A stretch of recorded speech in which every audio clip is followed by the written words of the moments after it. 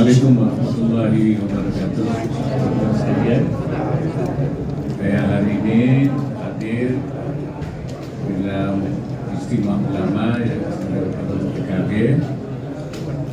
dalam rangka menjaga negara Indonesia. Saya merasa tenang karena ulama harus terus ambil bagian dimanapun berada, di posisi manapun dengan satu misi yang sama, yaitu menjaga umat, menjaga bangsa dan negara.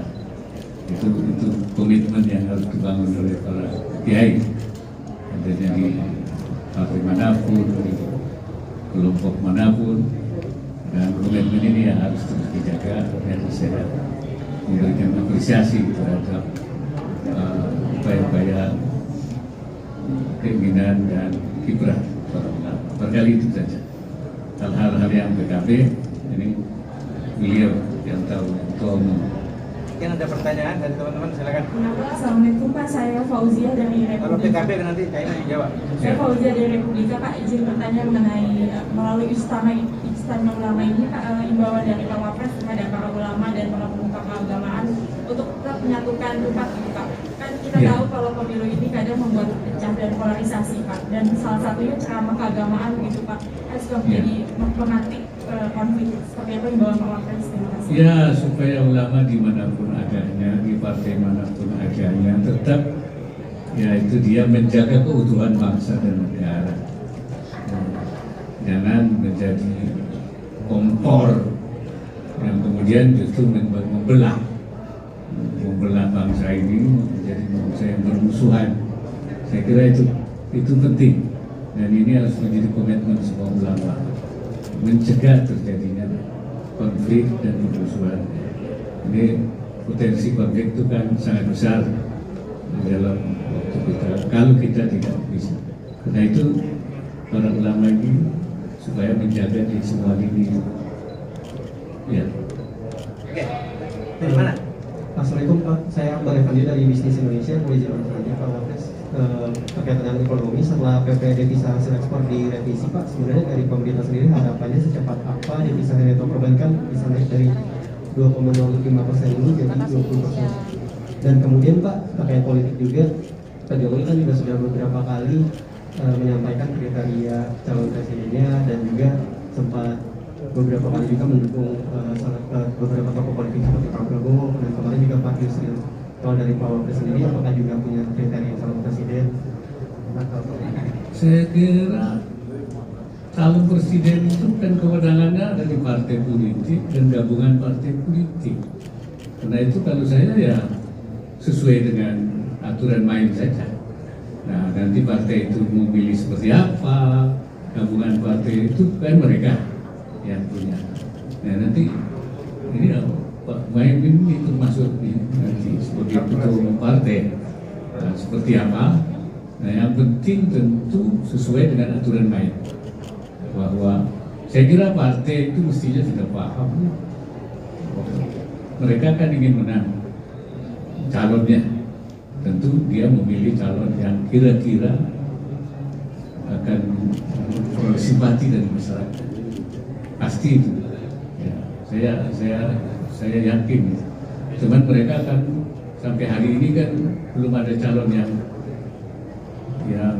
fix ya, yang definitif, masih dilakukan, masih di ayat itu kan. Ketua umum PKB itu juga salah satu calon yang belum mendapatkan belum mendapatkan kuota, ya sudah pasti, tapi calon presiden itu udah gitu.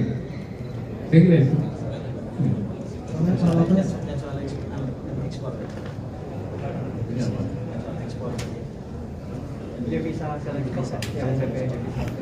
Ya, kita memang sedang berusaha supaya bisa itu tidak dipakai di luar negeri, tapi dipakai di dalam negeri, sehingga akan memberikan dorongan kepada ekonomi dalam negeri. Saya kira itu sedang dalam proses. Oke. Pak, selamat sore Pak. Saya Ardito Pak dari Mas Darko Pak. Pak mau bertanya terkait kemarin Pak Presiden Jokowi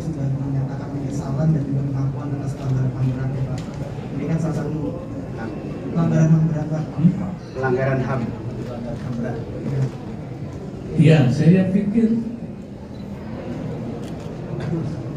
ini kan ada tim yang sudah di bawah pimpinan Pak Mahfud sudah bahwa ada memang diakui beberapa pelanggaran HAM dan penyelesaiannya tentu sudah dibuat yang sifatnya itu tidak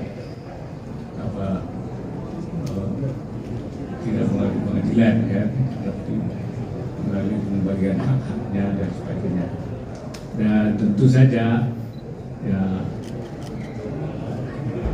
tidak semua yang diinginkan itu bisa dipenuhi karena ini kan sifatnya penyelesaian HAM.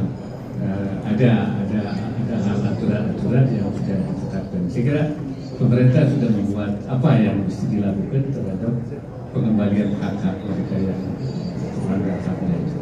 Untuk pengembalian haknya itu kira-kira sudah mulai kapan Pak akan direalisasikannya Pak? Ya, tunggu saja, itu sudah dirumuskan ya, ada timnya ya.